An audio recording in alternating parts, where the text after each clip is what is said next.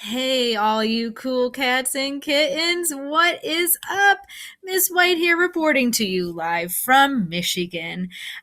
Today, this video is going to talk about the notes that we did last week, as well as the Q3 project and updated due dates for that as well. So, without further ado, I will try and make this as short as possible, but you and I both know I love talking about history, so bear with me on this.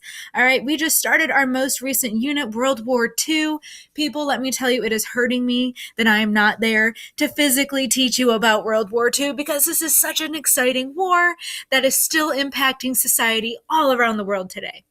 So anyway, I digress. I'll try and make it go. So anyway, World War II, here we go. You all were pretty well with doing the slide notes. Thank you. Again, I would prefer doing this in person while you guys write down the notes and torture you like I always like. But this was a good alternative, so whatever. Anyway, if people knew the truth of history, there would never be another great war. This was said by William Dodd. He was an ambassador of the United States, and he was located in Berlin, Germany, and he was stationed there from 1933 until 1937. In 1933, Hitler came to power, remember, in January of 1933. So this man, William Dodd, witnessed the rise of Adolf Hitler in Germany, and he left just 2 years before World War II broke out in Europe.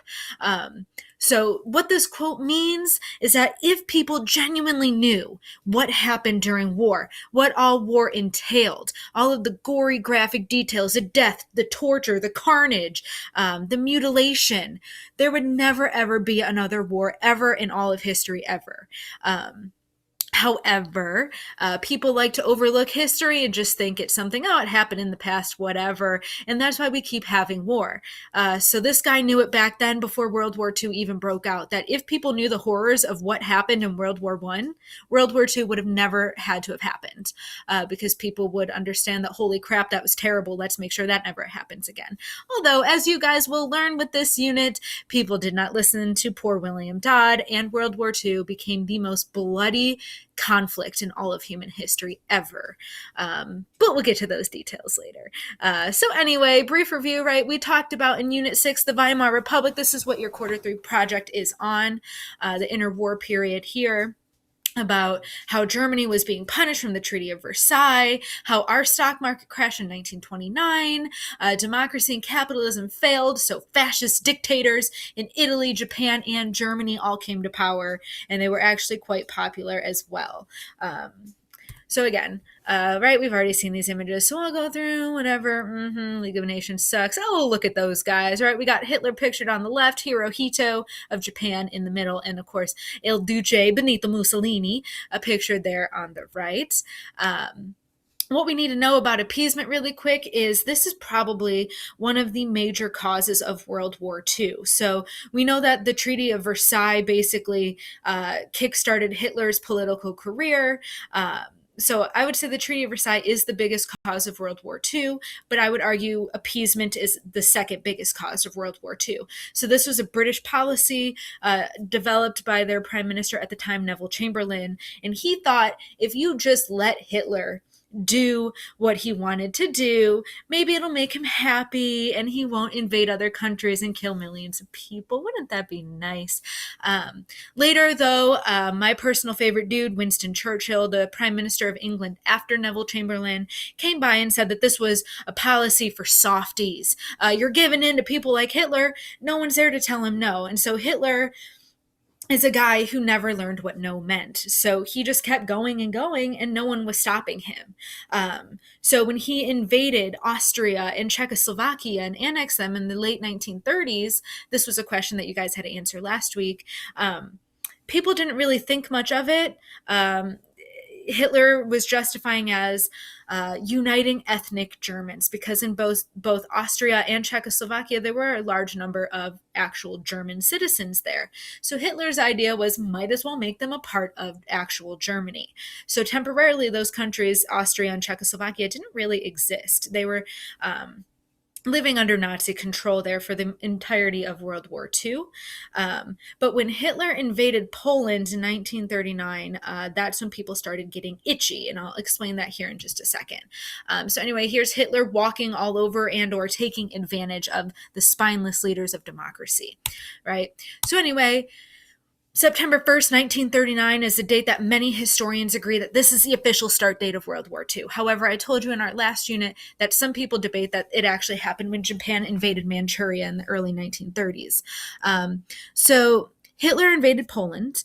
He made a deal with the devil himself, Joseph Stalin, Joey So-So Stalin, the guy with the fabulous mustache. It was called the Molotov-Ribbentrop Pact. Try and say that fast. Yikes. And they agreed to divide Poland up equally amongst themselves. They referred to Poland and especially the Ukraine as the breadbasket of Europe. Poland is super rich in natural resources and also has a lot of space in it. Poland was also once a part of Russia. But they lost that land right after World War I because remember they decided to drop out because of the whole communist revolution thing happening. So anyway, they lost that land. So Poland was technically theirs to begin with. But Hitler made a deal. Hey man, I'll invade half, so I get one half, you get the other half. And Stalin's like, okay, what could possibly go wrong? Well, we'll get to that next week. Hitler wanted to make more space for his Germans to live, aka concentration camps. We'll get to that in just a second. And Stalin wanted to spread communism outside of the Soviet Union, which again, we'll get to that later. That's our next unit. But anyway, so here's this hilarious picture of Stalin in a dress. As you can see, their wedding cake has swastikas and sickles and hammers all over it. The world was skeptical of this deal. You got two notorious dictators, even by this time in 1939. People knew what Stalin was up to. People knew what Hitler was up to. So when they made a deal, everyone was like, okay. Anyway, right, here we go. We got some planes. The Blitzkrieg, which means lightning war in German. Also a fabulous punk rock song. Anyway, here's the timeline you guys can see here. Nazis invaded Poland on September 1st, 1939. 2 days later, England and France declare war on Germany.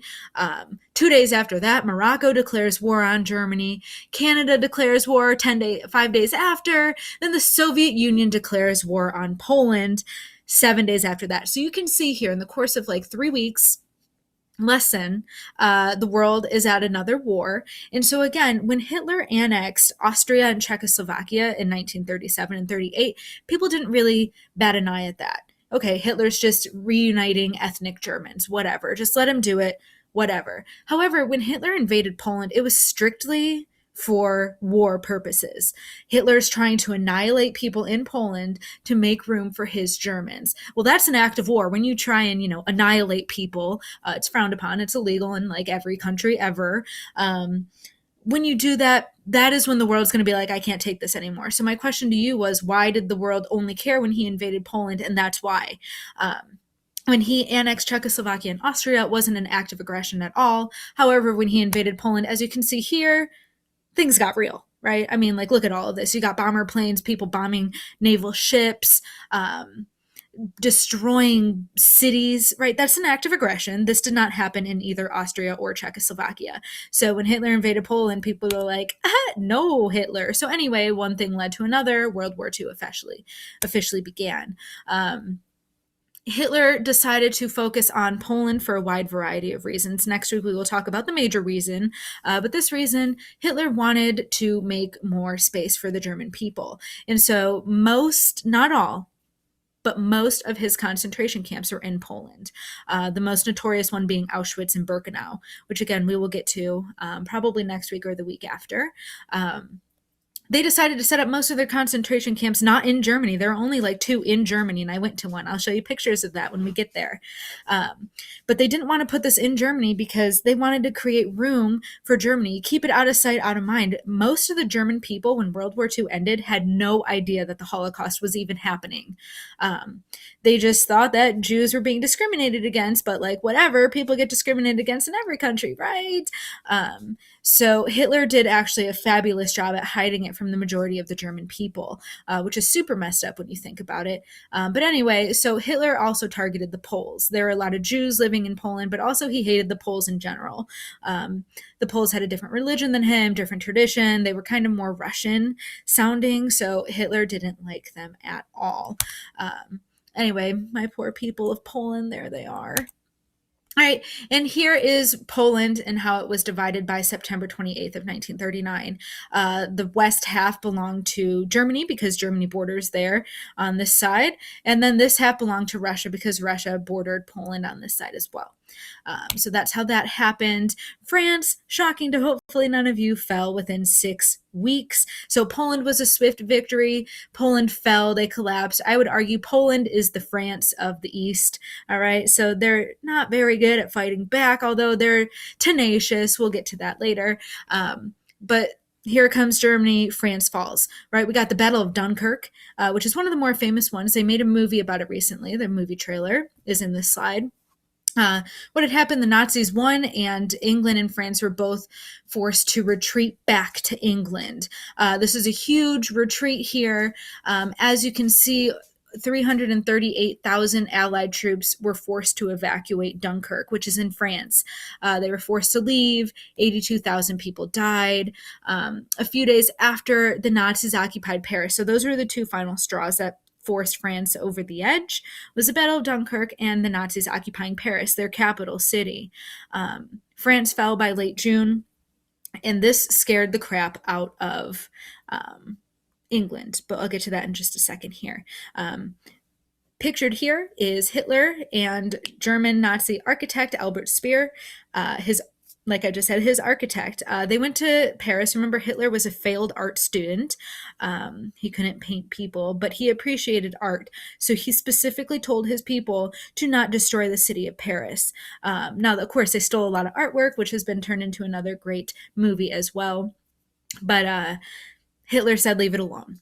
Because he was still an art student. Even though a failed art student, you can still appreciate art. Anyway, here's a movie trailer. I have not personally seen the Battle of Dunkirk, so I can't really talk too much of it. And by 1941 and 42, everything in gray was occupied by fascist countries, right? So this is showing you right here, this is before America got involved, that they had the entirety of Europe under control of either the Nazis or the fascist Italians, with the exception of course, Iceland, which doesn't play a huge role in this anyway, the United Kingdom, and the Soviet Union. All right, important side notes here, just really quick. We were not involved at all. We didn't care to. You all hit this on the head perfectly. It was another European war. We were still recovering from our Great Depression with our stock market crashing. It was still fresh in our minds, World War I. So we're like, we're not getting involved in another European conflict. Last time we did, a bunch of people died. It was terrible. So they said, sorry, England. Now we got new British Prime Minister Winston Churchill, my personal favorite guy in this entire conflict. He was kind of in panic mode. He basically almost every day, a bit of an exaggeration, but almost every day, he would contact our president, Franklin D. Roosevelt, begging for help from the Americans, right? Because France fell, and now the next country, as you can see here, here's France, right? Here's England. They're literally separated by that little itty bitty piece of water right there, known as the English Channel. So here comes Winston Churchill, the dude pictured up here making the peace sign. He was begging FDR, please help us because I don't know if we can withstand it. Hitler tried avoiding an armed conflict with England because last time Germany had an armed conflict with England, World War I, it proved to be devastating for Germany. So Hitler tried making peace deals, and Churchill was like, screw you, dude, I'm not making peace deals with nobody. So he was begging FDR in on the fight. Our president, though, Franklin Roosevelt there, pictured there, had no interest. As you can see from the Dr. Seuss political cartoons here, not my issue, right? Foreign children, it doesn't matter, right? We're Americans. We don't have to go to war with people if we don't want to. So we didn't. So for the first 2 years of the war, almost first 3, honestly, we kind of just sat there watching it from afar. Boy, it sucks to be them. And then, of course, next week is when we'll get to the event that dragged us into the war. And it wasn't the Nazis that did so. So anyway, those are my notes for right now. I just wanted to talk to you about the outbreak of World War I. World War II. Now switching over focus here to the quarter 3 final project here. Oh, look how many people are online. Look at all of you. Anyway, you guys will pick a topic from our most recent unit, Unit 6, the interwar period, and you will pick a topic and then you will have a project option for it. Now, you'll notice that there are two that have yellow stars next to them. The reason why I have those there is because those are more graphic and can give you some terrifying images, very graphic descriptions of events and stuff. So if you are planning on doing either one of those topics, either the invasion of Manchuria or the rise of Hitler in Germany, ask me first, get my permission first, just so I know and make sure that you are capable of handling that information, because I'm not sugarcoating anything for you guys. World War II is about to be really gross in terms of graphic images and stuff, but that's history. All right, you can't ignore history. If you ignore history, it's one of the most dangerous things you can do. That's why we still study it. Anyway, from there, you'll pick your topic and pick one of these options, right? There are a lot to pick from here. I understand that some of you might not have art supplies at home. I totally get it. I don't either.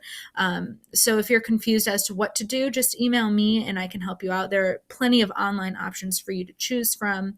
Every single one of these has a writing piece to it as well. So, of course, you're going to have to write me a few sentences explaining yourself. Here's the rubric, whatever. Main issue here is it's going to be due on Friday, April 10th. I originally told you it was due on Wednesday, April 8th. However, I extended it. I'm giving you the full week this week to complete it. So again, this Friday, April 10th, by 10 p.m. on the Google Classroom is when this project is due. This project counts for 20% of your overall grade. So if you don't do this project, it will hurt you. Remember too, I don't accept late work. All right. A few of you have been honest and reaching out to me, and I appreciate that. But for this project, because it is such a big deal, this is like a final exam, right? And you can't turn in a final exam late, right? This is the exact same concept of that. Even though we aren't in school, this is just as important as your other actual final exams for your other classes are. So it's important that you actually turn this in on time and that you do it honestly. And again, if you ever have any questions, of course, reach out to me. I'm stuck in quarantine, trying to live my best life. So always email me. I'm always available for you guys. All right. Within reason. Y'all know I go to bed super early because I'm old. But anyway, that's all I have for you today. Thanks for listening. If you made it this far, next week is when we will actually get into the battles of World War II. So again, I will warn you next week as well, but I'll warn you right now too. That is when the information starts getting a little more graphic, because we will talk about millions of people dying in battle from horrific ways, ways unimaginable to most of you. So just brace yourself for that. But remember, World War II is super important. I miss you guys so very, very much. I hope you all are staying safe, paying attention to social distancing, washing your hands as frequently as possible. And I honestly hope that I can see you guys soon, all right? Take care, guys.